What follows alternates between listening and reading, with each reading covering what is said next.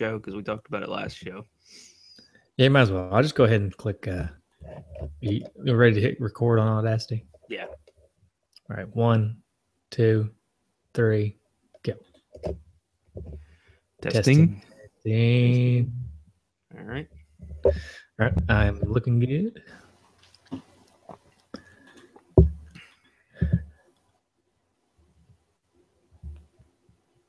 I'll do the hey Justin here. Just say it. Let me quit yawning. All right. You need some coffee or some Rockstar Moonshine. Yeah, that was good. It's a little early for that, though. How was the wedding? Well, it's good. It's good. It's good. All right, here we go. Hey, Justin. What's up, man? Oh, not much. I'm just super excited for this TMNT 2 episode. I know. I think all of our D-padders are as well. Yeah, they are. They're super excited. So how's it going, Rob?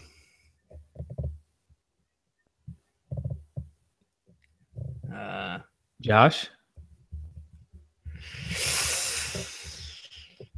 Okay. So this isn't going to be the TMNT. No, it's not. No, this is not the TMNT 2 episode. Sorry, people. So we love those guys over there, but scheduling problems abound. And that's just going to have to be on hold for a while, maybe. We'll get there eventually. Yeah. I don't know. We'll keep trying. Eventually you'll get a TMNT 2 episode. So I think all the listeners are enjoying the same music after every show. Yeah, there you go. At least they get to listen to cool music after every show. It is good music. But speaking of good music, the game we're talking about this week also Castlevania. Good music. Yeah. Yeah. It's a D-patter pick, or not a D-patter pick, a Patreon pick. Mm-hmm. I want to say it was Ivan, but I'm not 100% on that. Ivan sounds like a name that would really like Transylvania. Castlevania? Yeah. Ivan almost sounds like a Castlevania character name. It does, doesn't it? Ivan the Great. So I think it was Ivan. If it wasn't Ivan, then it was somebody else. Yeah. We want it to be Ivan. Can't look it up. I think I would like it to be Ivan. Yeah. So we're going to talk about Castlevania today. First, let's just get some chit chat out of the way. We were talking before the show, and we said, you know what, we better just save it for the show. Give some extra content, you know. Mm-hmm. Namely, last night. Yeah. We had another big Tennessee fiasco. Big Tennessee Vols game. Yeah. I mean, we just keep going downhill. It was the Arkansas game, by the way, for anybody. Arkansas in 2015 for those people that are listening to this in like 2017. Yeah. So, again, a lead blown because we were up 14-0 last night. Yeah, well, at least to look on the bright side, at least we blew the lead in the first half instead of the second half. That's true. We're easing the fans into it a little better than just an abrupt collapse in the fourth quarter. Mm-hmm. I don't know, man. It looks, like I was telling you before the start of the show, the season is now looking bleak because we got Georgia, who's now going to be angry because they just got blown out by Alabama. And then after Georgia, we have Alabama, which there's no hope of beating Alabama. And then Kentucky, which is a pretty not too shabby team this year. So basically, like I was telling you before, we have to beat. I think we got one more pansy on the schedule. So there's one. And then you've got, if you look at the four worst teams besides the pansy, you've got Kentucky, South Carolina, Vanderbilt,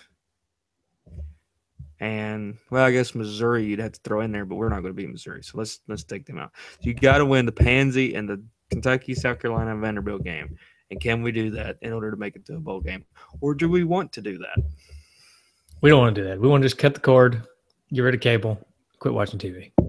Yeah, that was another discussion we were having about getting rid of cable because one of the main reasons I like to keep cable is to watch sports. And all my sports teams are terrible this year, so it just makes me angry. So it's probably just best.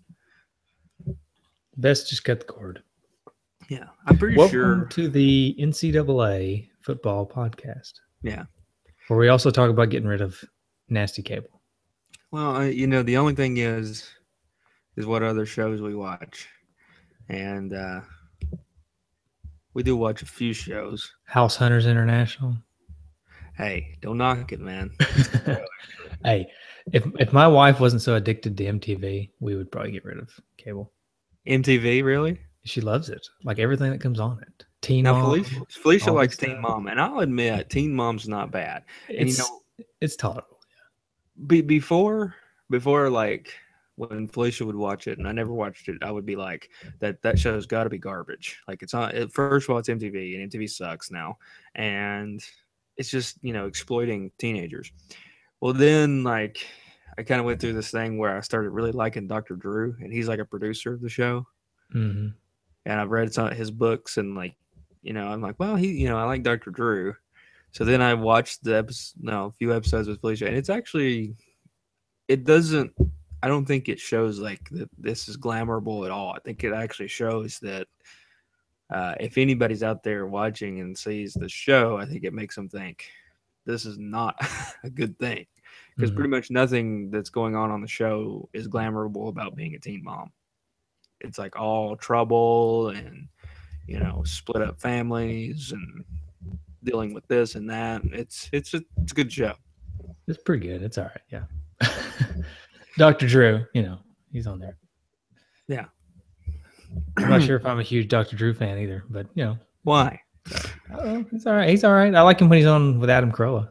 He's funny. Yeah, I mean too. I don't like his HLN show because it's just like any other news show, which is just like, let's bring on the panel and have 4 or 5 people just scream and argue with each other for, it turns into a lot of, can I finish? Can I finish, please?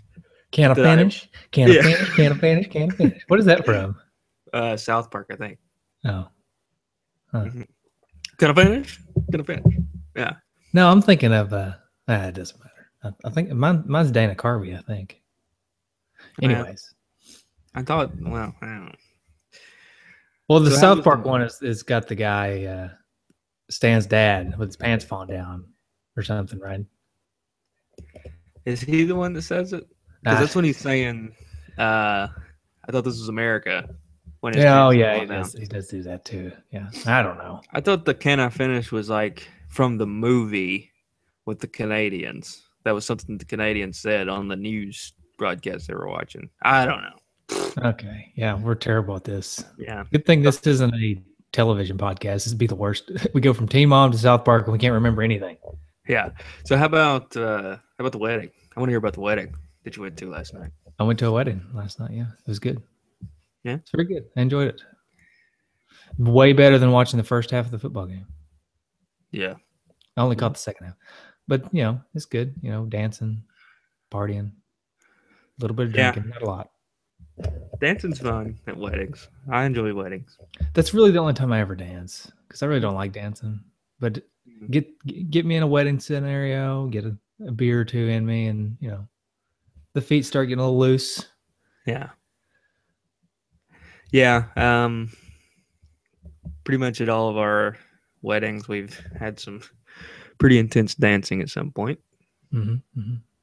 I can remember both yours and mine. There was some pretty intense dancing. Mm-hmm. And John's, there was some good dancing in John's. Yeah. Oh, we could tell some good stories about the weddings, our weddings. Maybe we'll save that for another episode. Maybe a Patreon exclusive. Michael and Justin's weddings episode. Another Patreon exclusive, because that might get a little raunchy. Get a little raunchy. Yeah. All right. So, you want to talk about Castlevania? Yeah, sure. You got any history for us? Sure. So Castlevania is a Konami game. Yes. Another Konami game. Love Konami. Well, if we were going to talk about Teenage Mutant Ninja Turtles 2, which is a Konami game, but since we can't talk about that, we'll just talk about another Konami game. Another classic Konami game. So this is a game that was released in Japan on the Famicom in September 1986. And it did so well in Japan that they decided to release it in North America. and for the NES in 1987, and then was then released in Europe in 1988. Those poor Europeans. They almost got everything way late, didn't they? I know. One of the aspects that people really love about this game and talk about on this game is the music. And that producer or composer of the music was Kinuyo Yamashita. And I was looking up like what he's done outside of this game, and there's not really that much notable games. I mean, I'm sure Aaron Hickman's played all of them, but I didn't really recognize many of the games on there. So this is one of he did the Buffy of the Vampire Slayers games. Oh yeah, yeah. If anybody's ever played those, so it was developed by Konami under the original title. I'm going to go for the Japanese word here, Akumajo Dracula. And then, like I said, due to its success, brought over to the NES. And it was released, the release coincided with the 90th anniversary of Bram Stoker's Dracula. So that was Bram Stoker's Dracula. That's a completely different guy. Bram Stoker. Isn't it Bram Stoker? Bram Stoker. Sorry. It's early. Bram Stoker. That's a different guy entirely. Yeah. That's the guy you don't want to hang out with. Yeah. Always coming up and rubbing your arm and stuff. Rubbing you. Quit. Hey, that reminds me of a roommate we used to have. Oh, Hansy. Yeah. I wonder how he's doing. Anyway. He's, from what I know, he's doing very well. Yeah. I think he has a child now. Anyway. Oh, well then never mind. I'm just kidding. No. Okay. So then it was developed for the MSX2. And it was released in Europe as under Vampire Killer. Now there were some unused sprites. There was obviously differences between each version. One of the things that the MSX2 had, or a couple of things, there was a Bible that you could use in the game. And then there was some bonus items that you could get. And you could get the, I don't know how to say this, the Konami brand MOAI head. What is that? You know how to say that? Moai? MOAI? Moai? I don't know. Huh. Beats me. Okay. And another bonus of items was possibly a basket of kittens or puppies. I don't know what you would use that for. A basket of kittens, yeah. Yeah. Use it as distractions. Distracts. So the mummies after the kittens. Vampires really, or mummies really like kittens, so they're like get distracted. Yeah. Ooh, the kitten. Oh, it'd be funny if you put the kittens down and they just go, oh. The mummy's like, oh. So it's been ported many different times. It's been ported obviously as some greatest hits games. It was actually ported to the computer by Konami and a collector series that involved both Castlevania and Contra. That'd be a pretty good collector series. Yeah. And has been received as one of the best NES games of all time. Now, Nintendo Power ranked it 22nd in its top 200 games, and IGN ranked it 19th in their top 100 NES games. You think that's too high, too low? We'll get into that. I think, we'll get into it. Okay. I think it's too high, personally, but. Okay. All right, so that's about it. So did you have this game? Or did you go? I did not. This game? I did not have this game as a kid. Surprisingly enough, this is a very popular game that everybody seemed to have, but I just never had it. I didn't. So I don't really have the nostalgia glasses for it. Mm-hmm. I did pick it up way back when I first started recollecting NES games. Mm-hmm. I think I picked it up at the Sweetwater Flea Market. Nice. Did you get your corn dog while you're there? No, I don't eat those corn dogs. Oh man, those corn dogs are awesome. I'm just kidding. I don't like corn dogs in general, so. God. I'm sure I would have loved their corn dogs if I like corn dogs. Corn dogs, ranking corn dogs. I would give Sweetwater Flea Market the #1 spot. Wow. Yeah. Exactly. Wow, even better than like Sonic or something? Well, Sonic's I don't like. I don't think Sonic's corn dogs are very good. I only buy Sonic corn dogs when they're like 50 cents. Okay. Right. 50-cent corn dog night. I would rank Flea Market #1, the Fair #2. Which fair? Knoxville Fair? Tennessee Valley Fair. Yeah. Tennessee Valley, okay. And Denton's is a close 3. Denton's is the best like fast food. Okay. But #1 is the Sweetwater Flea Market. Yes, absolutely. Now whenever and for people, by the way, for people who know, Sweetwater is a town of about 50 people, but they have a flea market and a Walmart now. And wow, when did they get a Walmart? I know. Sweetwater's moving on up. So I was talking to my dad because, I'm thinking about moving down, or we are going to be moving down to that area where you're closer to you, and which Sweetwater's closer to where Michael lives and where I live now. It's like a 3-hour drive from where I live now, but it's about 45 minutes from my house now. Yeah. And he was talking about Sweetwater has a Walmart now. Apparently Sweetwater's kind of moving on up. Wow, just taking over Loudon, which is kind of the neighboring town there. Yeah. Loudon's they just don't want to move up. They'd rather just either go down or stay steady, I think. Yeah. We get a fast food restaurant about every 10 years. Yeah. We just got a Bojangles. Mm-hmm. Yeah. 10 years prior to that, we got a Taco Bell KFC, and that was good times. And then 10 years prior to that was really big times because we got the McDonald's and the Wendy's at the same time. Yeah. And people went nuts. That was crazy. It's like 2000, like 1995, I think we got the McDonald's and the Wendy's. Mm-hmm. And then about 2005, we got the Taco Bell KFC. Yeah. And then just maybe last year, we get the Bojangles. Mm-hmm. Yeah. No.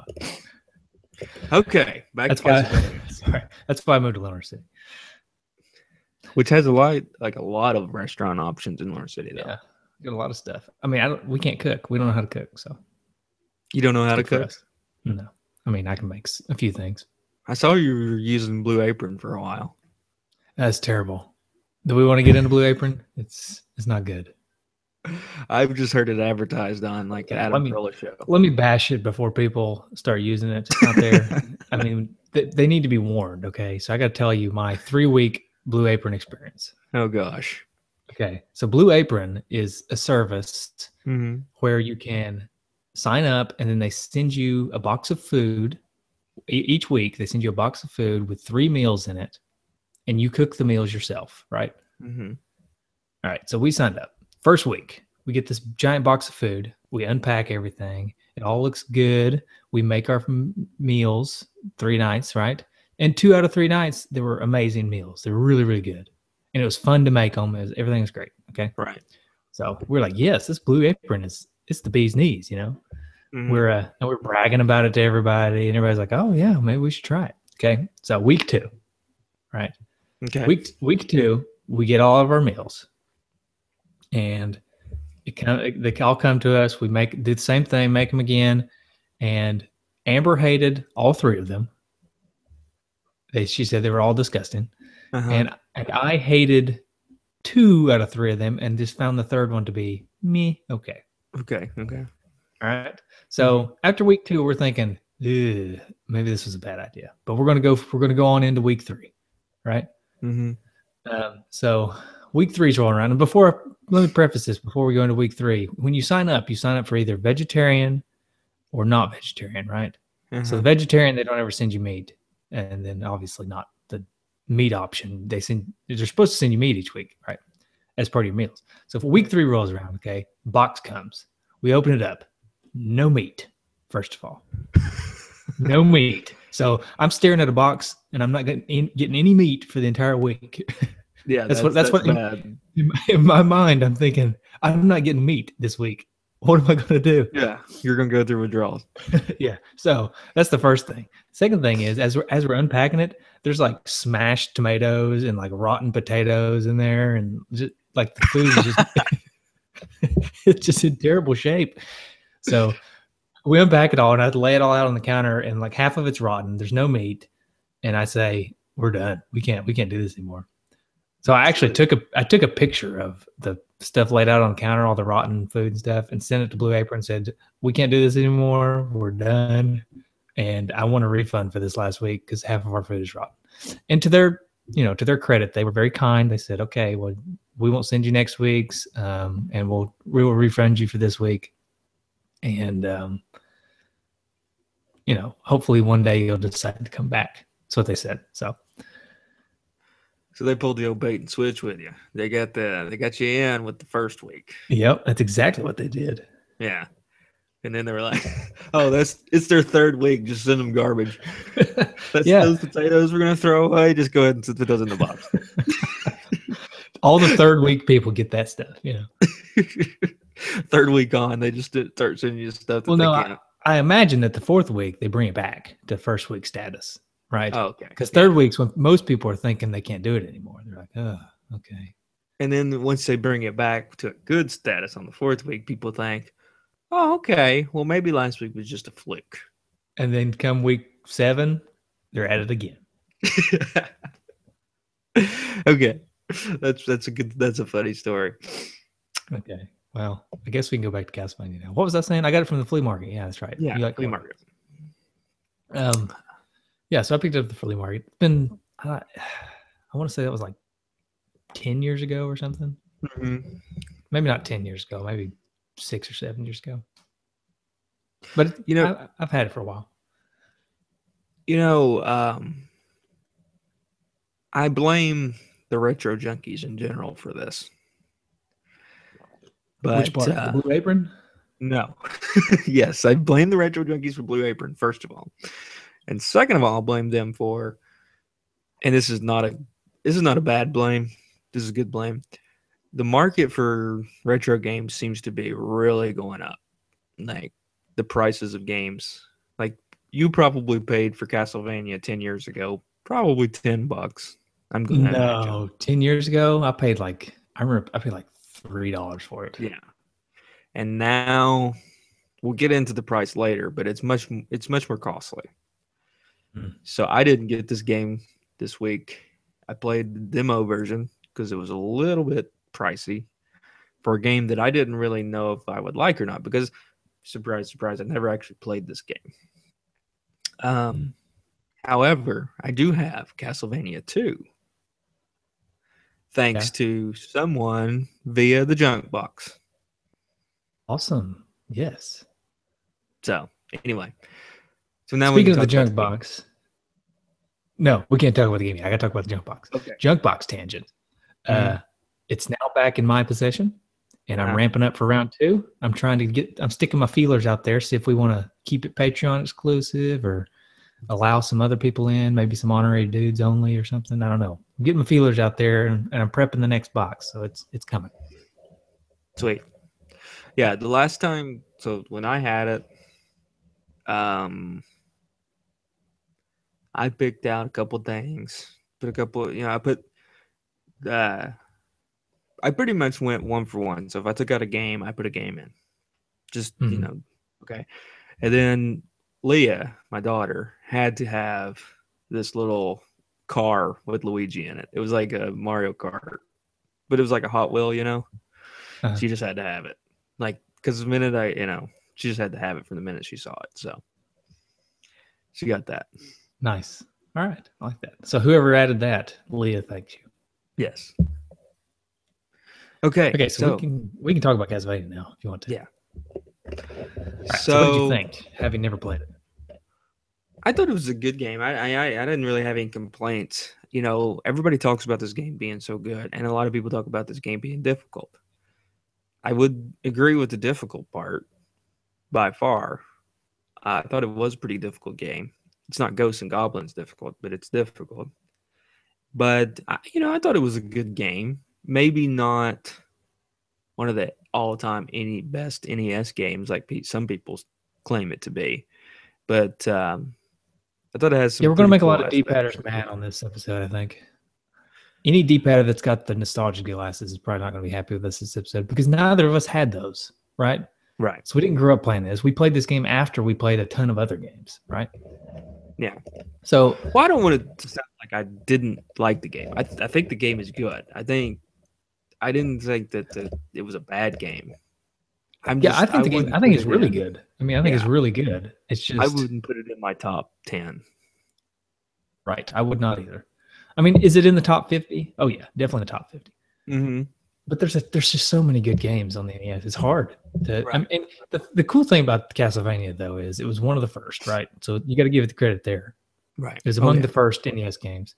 So, and basically throughout your lifetime after playing Castlevania, it's one of those games where you say, oh, for every other game you say, oh, this is like Castlevania.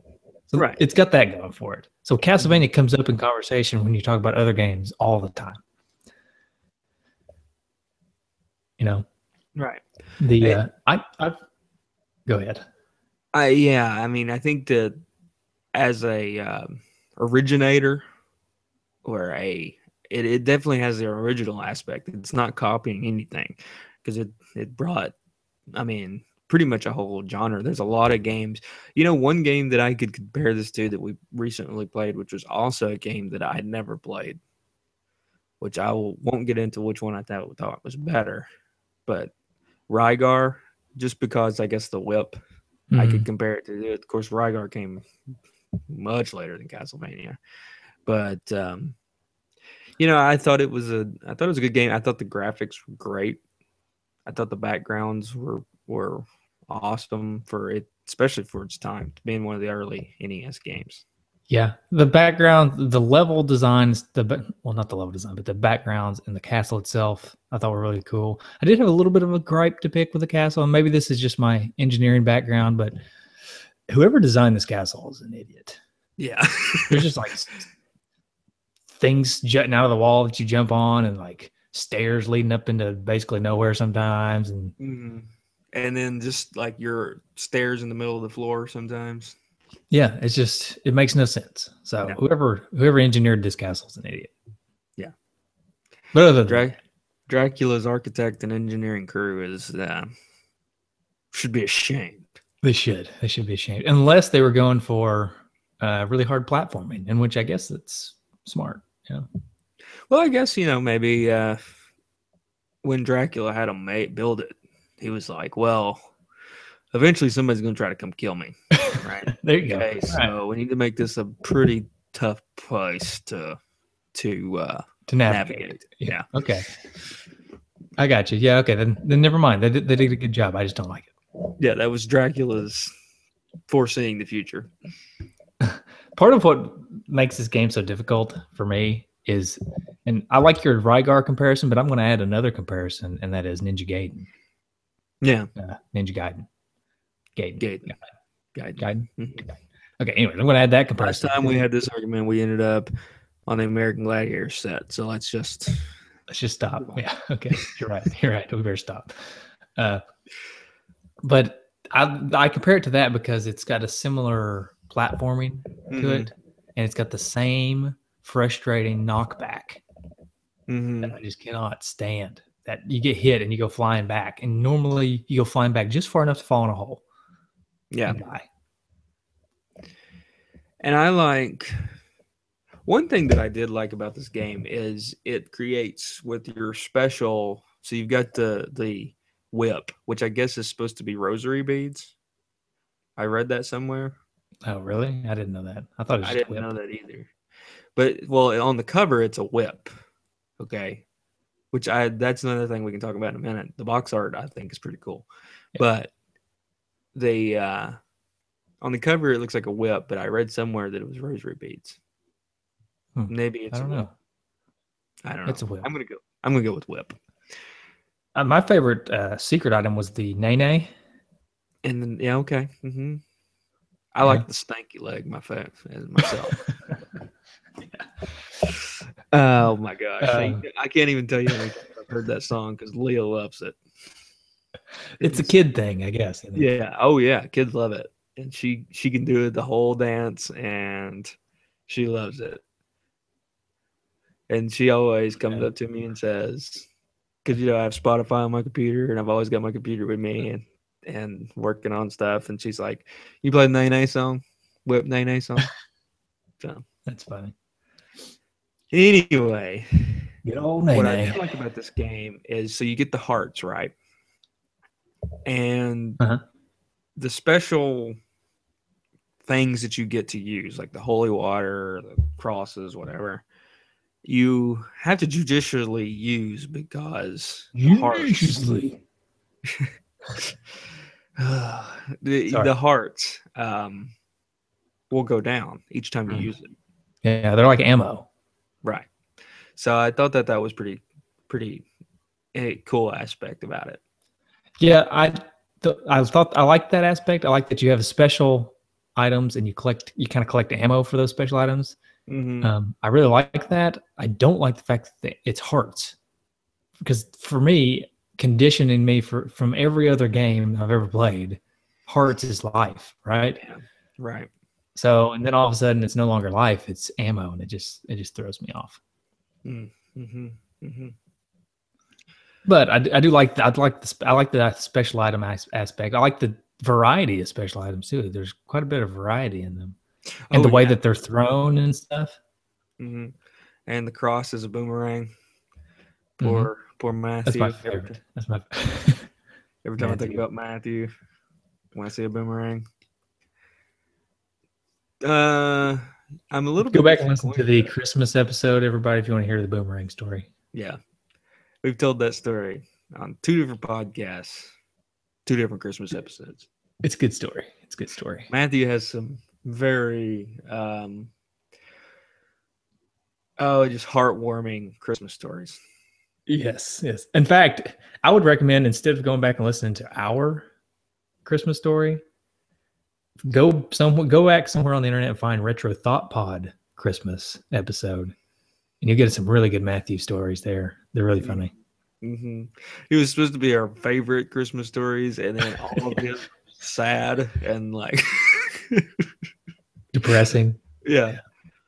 You know what? I'm a little disappointed here, though. Now that we're talking about the gameplay, we're good 10 minutes into the gameplay discussion, and I haven't heard anything about a manual. Oh, you mean this? Oh yeah. I've been waiting for the perfect opportunity. Oh, okay. The creatures. Yeah. All right. Let me go back to the beginning. Here we go. Let me get my announcer voice. Good evening. Step into the shadows of the deadliest dwelling on earth. You've arrived at Castlevania, and you're here on business. Making money. That's right. To destroy forever the curse of the evil count. Unfortunately, everybody's home this evening. Bats, ghosts, every kind of creature you can imagine. You'll find them all over the place. If they don't find you first. Ooh. Because you've got to get through 6 monstrous floors before you even meet up with the master of the house. Your magic whip will help, and you'll probably find a weapon or 2 along the way. But once you make it to the tower, you can count on a duel to the death. The Count has waited 100 years for a rematch. He's ready. Are you? I like the 100 years for a rematch. It's on. I'll see you in 100 years. Yeah, a rematch with who? I mean, your guy's obviously not this. I mean, your guy's a human, so he's not lived for 100 years. It's his family, right? The Belmont family. Right, the Belmonts, yeah. That's funny. Now, here's a screen full of creatures, right? And I really like, that's one thing I love about this game, is it takes pretty much every horror creature that you can think of and crams them in this game. It's got bats, it's got the Grim Reaper, it's got mummies, Frankenstein, it's got everybody. Skeletons. Now, one of the aspects that I really like about the game is that the skeleton throws bones at you. It's like, but it doesn't seem to be its own bones. because it seems to have still all of its bones. Yeah, you'd think he'd eventually run out if he's throwing his own bones. Yeah, you look at, and even looking at this picture, he's rearing one back right there. Yeah, I like it. But I just think it's cool. It is a very fitting game for October, actually. Yeah, it is. Halloween. Good job, Ivan, if that was you that recommended it. Mm-hmm. And there's the mummy, and the mummy also throws his tissue at you. Mm-hmm, mm-hmm. It's his tissue that he uses when he starts crying about not seeing enough kittens. Yeah. Where are the kittens as he throws each piece of tissue? Yeah, and then the Grim Reaper, which I like the Grim Reaper. He kind of reminds me, I don't know why, but he kind of reminds me of the Bill and Ted's Bogus Journey Grim Reaper. Yeah. Okay. I really don't know why. Maybe just because I haven't seen that movie in a while and I've been kind of itching to see it again. Yeah, I haven't seen that in a long time.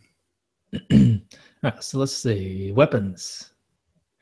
Maybe you're thinking of the Morning Star as kind of looking like Rosary, although the Morning Star is it's basically a whip with a mace on the end, right? Maybe. I don't know.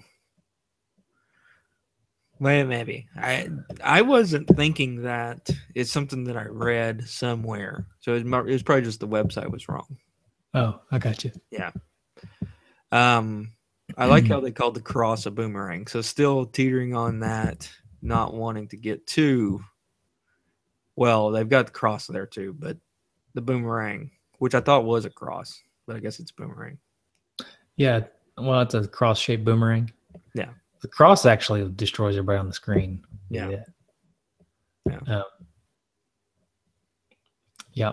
So what was your favorite weapon while we're on the weapon screen here? Boomerang, man. I like I know. It's so good because it hits them twice. It goes through them and then comes back. Right. And what's cool is Castlevania games have basically used these weapons in every Castlevania game. Yeah. Yeah. Or at least every one that I've played use the same weapons every time. So when you play another Castlevania game, you really already know kind of what to expect. Yeah. So it's pretty cool. I like the weapons. But yeah, the boomerang to me is my favorite as well.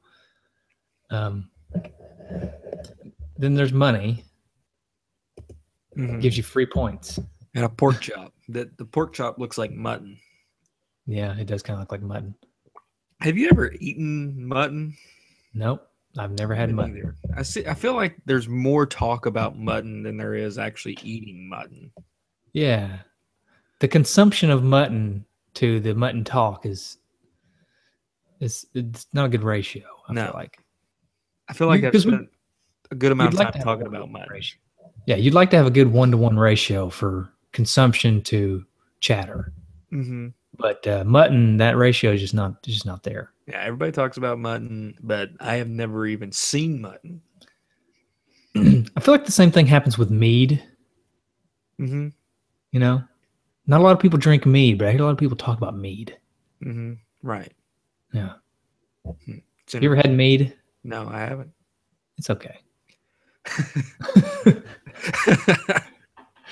It's all right. I'd rather just have like a beer, a cold beer, instead of hot mead. Yeah. Anyways, that's pretty much it for the manual. There's not a whole lot left to it. There's a little map of the castle. Which I like the map. It's like the most rudimentary map we can give you. It looks like my map. Like if I were to draw a map, that looks like what I would draw. Except it looks like what I would draw too, except I wouldn't have like the castle drawn in. I would just have like the squares and the arrows. Yeah, it'd be like the squares. Now see, this kind of looks like future Castlevania games, because future Castlevanias, which the Metroidvania genre, where you can explore the castle at your will, instead of just level to level. Like this game's just level to level, right? It's not a Metroidvania game. You can't go back to the very beginning and search it again. Right. So you just kind of go level to level to level in this one. So, but in future Castlevania games, you get a map like this and you can just explore the whole thing. Right. Right. So it kind of harkens to that. You can't say harkens back, harkens forward. Yeah. It's the original.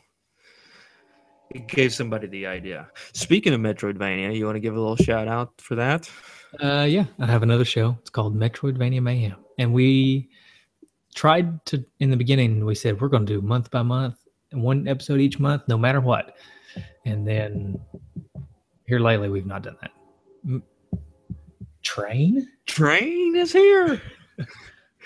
The train is back. Yep. The train is here to drop off Metroidvania Mayhem for a moment. Uh-huh. My other podcast with Nick Stevens of Genesis Gems. How many episodes have y'all got now? 5 or 6, I think. Yeah. Okay. We started at the beginning of this year, basically. And we've recorded like 5 or 6 episodes. Try to go month by month, but life gets in the way sometimes. Right. And we each have our own, this show and Genesis Gems are kind of our first priority. So we go there first, and then if we have time, we record a Metroidvania game. Here lately, I've just been swamped with this fundamentals of engineering exam coming up. I barely had time to do anything. Yeah. Except for this show and a little bit of Mario Maker. Ooh. Which we haven't talked about Mario. Let's cram that in at the end, because I've got a lot to say about that. All right, that's it for the manual.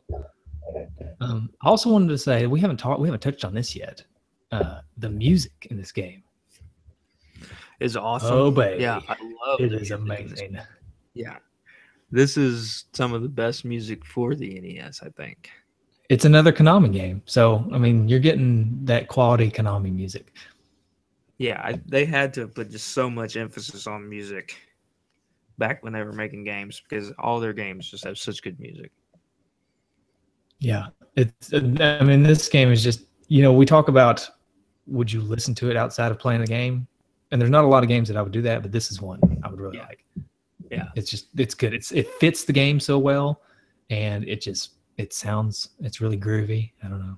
Mm-hmm. Mm-hmm. Yeah, I need to actually look up. Usually, this is one of those games like Mega Man 2 or Ninja Turtles is one where I want to look up, see if people played it on guitar or something. Mm-hmm. Yeah. I bet there's some really cool like metal versions of these songs. Yeah. Yeah. Somebody put up on, I think it was on our group, this guy playing the drums with Tetris. Yeah, Chris. There's a guy, I think his name's Chris. He's a drummer, and he posts every now and then. He'll post a video in our group of him drumming to. He did Contra. He drummed along with Contra, and that was awesome. So I hope he does more of that, because I really enjoyed it. Mm-hmm. Yeah. So yeah, the music's awesome, and I really can't pick out a level that I like the best, because there's so many that are good. You mean the music? Yeah. What did I say? No, you said a level. I just meant you mean the music for the levels, because I didn't make it super far into this game to know which level I liked. Yeah, but they're all good to me. Yeah, so I love. It's good. I love them all pretty much. Yeah. What about the graphics? I thought they were good, especially for the. I think we kind of touched on it a little bit already, but I think the character designs were really well done. I think the sprites, the sprites were done well. The backgrounds were really good. I like it. I wouldn't say it's the top tier of NES games, but I would also put that caveat in there that this is one of the early ones. So for when it came out, it's really, really, really good. Yeah, I thought the backgrounds were awesome. I mean, we touched on that a little earlier about the castle, but I thought that the backgrounds were really, really done very well. Yeah, I guess really ultimately, my only gripe with this game is it's frustrating at times, and it's a little slow. I find it to be a little slow. Mm-hmm. That's really my only gripes with the game. The knockback really, really, really gets under my skin, and I think if it didn't have that, then I would like it more. And I ranted and I raved about how awesome Ninja Gaiden was. Gaiden. And it had knockback. That was frustrating also, but the difference is it was a lot faster. And I think that's what makes the difference for me, because you combine that knockback, death, start over mechanic with a slow game. With a slow game, and it just really got under my skin.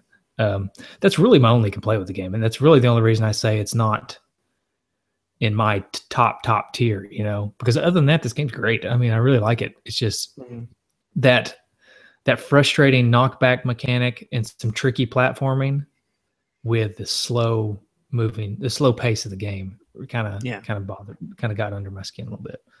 Right.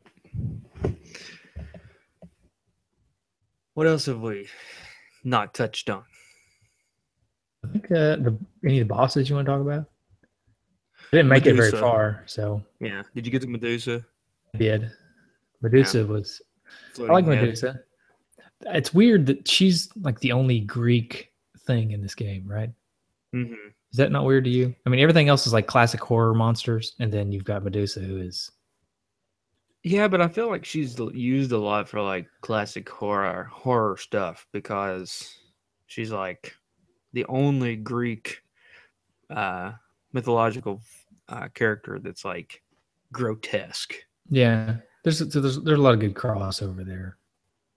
Yeah. The first one's just a big bat, Grandpa from the Monsters,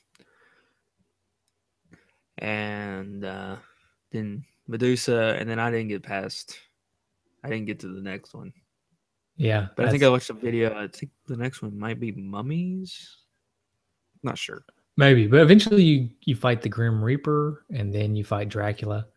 And I had to watch videos of Dracula. Dracula is he starts off in his cloaked version, and then he turns into like a giant blue monster guy. I don't really know. Yeah. The angry video game nerd called him the Cookie Monster because he does kind of look like the Cookie Monster. So that's funny. Yeah. All right. I think that's really all I have to say about the game itself. I mean, it's like I said, it's a really good game. It's just I have trouble putting it in my top. Oh yeah, me too. And I think if I would have had the nostalgia glasses, it would be easier to put it in the tippy top for me. Yeah. But I just I don't know, dude. So do you have any retrofitted trophies? I do. I have a few, not a whole lot. Do you have any? I do. And the first one I just created while we were talking. And you say, hey, this one is, you should see my nene. And that is kill 10 characters with your whip. Okay. My first one is, it's the Grim Reaper, dude. And that is get to the Grim Reaper. That's trying to be a Bill and Ted reference there. Oh, okay. Like it. Yeah, do you really? I do. Okay. Another one? Yeah. The power of Christ repels you, and that is use the holy water. Or the I like it. Mac the knife. Mine's called Mac the knife, and that is collect the knife 10 times. Burp. I like that. I like that trophy. Okay. Collect the knife 10 times. That's Mac the knife. Nice. That's all I got. Gamer. Okay. Yeah, I do. I have one more. It's called Zodiac, and that is use the cross to kill 10 enemies. I like it. I don't even know if you can have 10 enemies on the screen at the same time, and that was what you would have to do to kill them all with the cross. But now maybe I don't get the Zodiac reference. I don't know. He was a serial killer. Right. Symbolism and stuff. It wasn't a cross, so I don't even know. Just another terrible trope. I was trying to think of I was wanting to use a serial killer in combination with one of the weapons, and I just couldn't think of one. Okay. So in Zodiac. Do you really like it? Or you just I love it. I love it. I do. I love it. Okay. All right, let's give this game a rating. You want to? Yeah. We could do a person that's played Dracula. or a vampire. Whoa. Okay. Right. I think I have one. Okay.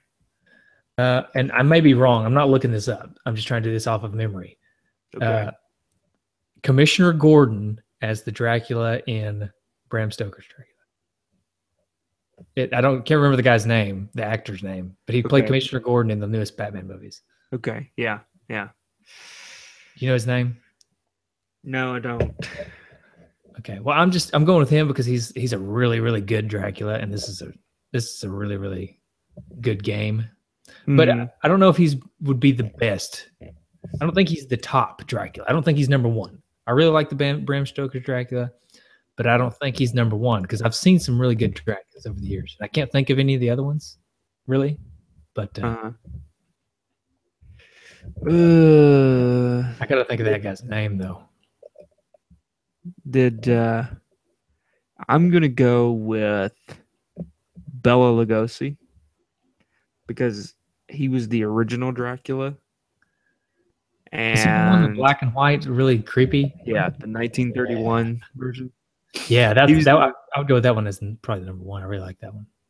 The reason I'm going with him is because he was the original, pretty much, and this game is an original of sorts for both the Metroidvania and the Castlevania series and the NES period. So, okay, yeah, I like that. Gary Oldman. Okay, that was the guy I was trying to think of. And like I said, I think he's a really good Dracula, but I like your Dracula better, and I think I like other Castlevania games better. So that's why I'm going with Gary Oldman. How about? We didn't talk about this. Is this game worth it? Is it? So it's going for. I mean, there's some cheap ones for $25 on Amazon, but some of them say they've got some pins missing and stuff. So you're gonna have to pay about $30 to $40 to get a good working copy. Do you think it's worth it? Wow. I don't know. That's tough.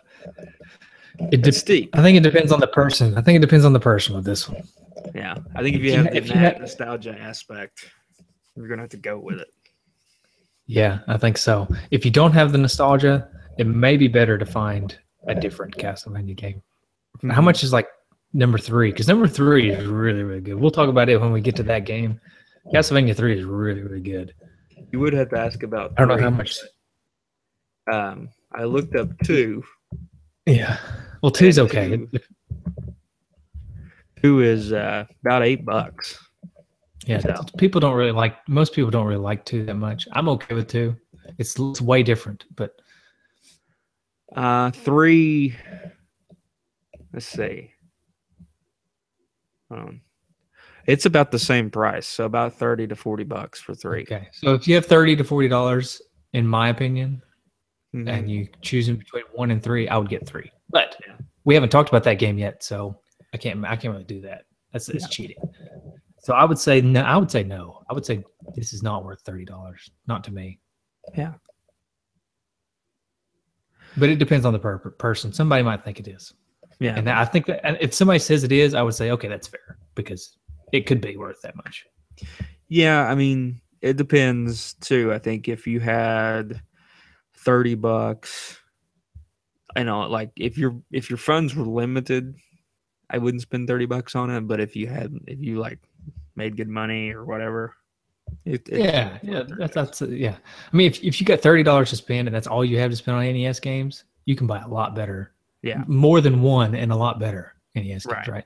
But if you've got a ton of NES games already, you're just thinking, maybe I need some Castlevania also. Then yeah, it's probably worth $30. Yeah, right. So we don't have any feedback at the show because this is kind of on a whim. Yeah. I really hate that we miss feedback for such a big game, though, Castlevania. Right. It's a shame. Yeah, maybe we'll do an addendum in our next episode or something. Yeah, we could probably do that. We could add a little addendum to the end. Yeah, once we release the episode, we'll and people start talking about it, we'll say that. Hey, we may have 2 voicemails. Have we heard from Have we heard from Dude J on the show in a while? No. We'll have a voicemail from him, actually. Sweet. All right, you ready? Yep.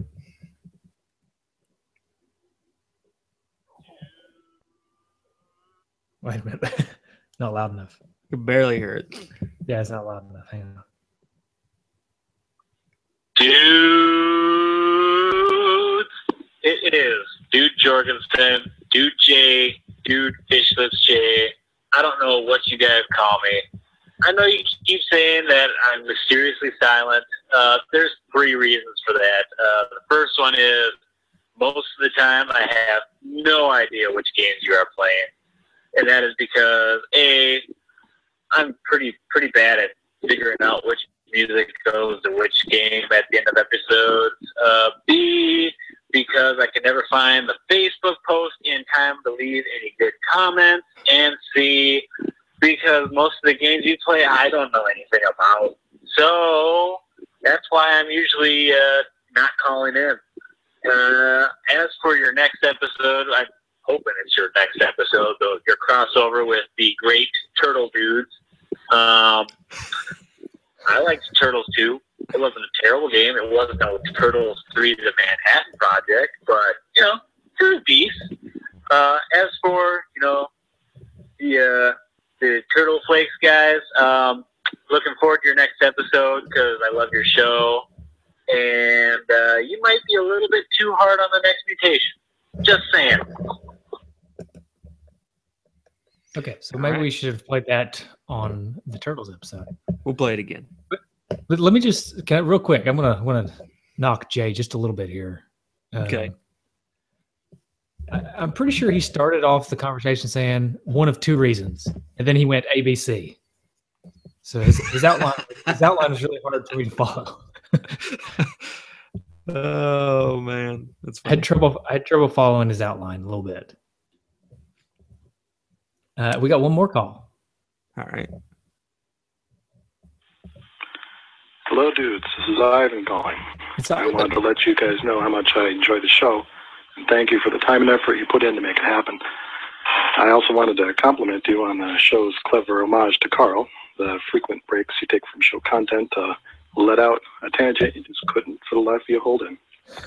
Just busting your chops. I enjoy the tangents, enjoy the show very much. Keep up the good work. To let out a tangent you just couldn't hold in. I like that. I liked Ivan's voicemail, and it's only sweeter that this is probably the game he requested. Yeah, maybe. Hopefully. Yeah. All right, that's it. That's all the voicemails. It's good to hear from Jay, and good to hear from Ivan, first-time caller, I think. So yeah, call more. It's good. Like it. All right. Is that pretty much it? I think that's it. Do you want to talk about Mario Maker for a little bit? Got any new levels that are unbeatable? Boy, do I. I don't have any unbeatable levels. Mainly because Mason and Dude Sean are really good at this game. Oh, yeah. So those 2 have definitely beat all my levels. There's some other people that have beat most of my levels, but there's a couple that there's a couple that I think only Dude Sean and Mason have beat. Mason Kramer. So I'm pretty proud of those. I'm actually learning a lot as I play this game, like a lot of how like bouncing off things works, and like bouncing off things and going through holes and all this stuff. Yeah. So it's really cool. Making me jelly. Sorry. I will compliment a couple of people on some of the levels that they've been making real quick. Eric Esping out there, he's made some really, really awesome automatic levels, I guess you call them, where all you don't press anything, you just watch Mario go through the level. He like bounces off things and he just completes the level by himself. Those are really cool. So he's done a couple of those that are really awesome. Yeah. Let me think. Dude Sean's got some really good levels. I like his levels. Some of these are kind of tricky, using the P block to change the layout of the level. Of course, Mason, but they're impossible. I have to block out way too much time to try to play his levels. He actually just released one called I think it's called Breakfast Kaizo or something like that. It's, as of us recording right now, it's not been beaten by anybody but him. and there's like 10,000 deaths on it or something like that. Wow. It's ridiculous. I started it up and tried to play it, but I couldn't make it past like the first screen. So I don't think I'm gonna be. I mean, I beat a couple, 2 or 3 of his levels. They usually take me a while to beat, but that Breakfast Kaizo I don't stand a chance. So I'm probably not even gonna try it. But it's pretty crazy. That's an interesting name, Breakfast Kaizo. Kaizo has something to do with just a really hard Mario level. I don't know what it. I think it's Mario levels that are that are just a-holes. I don't know what Kaizo means, but I'm assuming it means really hard or something. Yeah. Somebody fill us in on what Kaizo means. Call in, let us know. Yeah. But yeah, Mario Maker is still going strong. There's still a lot of good. There's so many levels out there. I think they said there's 7 million levels made or something ridiculous like that. It's unbelievable. Yeah. And there's no way to find them all. But if you want to find the good ones, the best ones, the ones that you really want to play, you need to come to our group. It's called Mario Maker. It's called Mario Maker. And it's actually called Mario Maker Nintendo Quest / 2 Dudes and an S, because we tried to pool both communities together a little bit between the Nintendo Quest guys and us. That way we don't have to have competing Mario Maker groups. You know, we can right pool our resources, have some of the same people in both. So, all right, that's all I got. Sounds good. If Mario Maker keeps going strong, I'll keep playing levels and I'll try to write down some of the ones. I didn't do a very good job of writing down levels I played or people that I played levels from, but yeah. Well, you've got that on play right now. Yeah. All right. Well, you can find us on Facebook, Twitter. Join the Facebook group. Join the conversation. Join the game that Clayton has been so great at making, creating, and always find us on our website. You can find at 2dudesinanest.com, nestdudes.com, and nintendudes.com. And you can always call us like Dude Jay and Ivan did at 775-773-8761 or 775-7retro1. Do people even know how to use the alphanumerics anymore? I feel like you don't hear them on TV very much. No, I don't. I'm going to pull up my phone here, pull up a little iPhone and see if I go to keypad. The alphanumerics are on there. Okay. But how many people actually dial numbers anymore? Because, I mean, like, pretty much 99% of the people that I call, I mean, they're saved in my phone as a name. That's true. It's like I never dial a number anymore. So with that being said, program this number in your phone. Yeah, all you gotta do is hit 2 dudes. This number right here. There you go. Yeah, there you go. Yeah. Hopefully I didn't give away any personal information when I did that. Just Social Security, but that's okay. All right. All right. Okay. Here comes some music for the next show. I wonder what it is. Yeah. Well, we'll talk about this. Maybe it won't be Ninja Turtles, but we'll figure it out. Yeah. All right. See you, everybody. See you.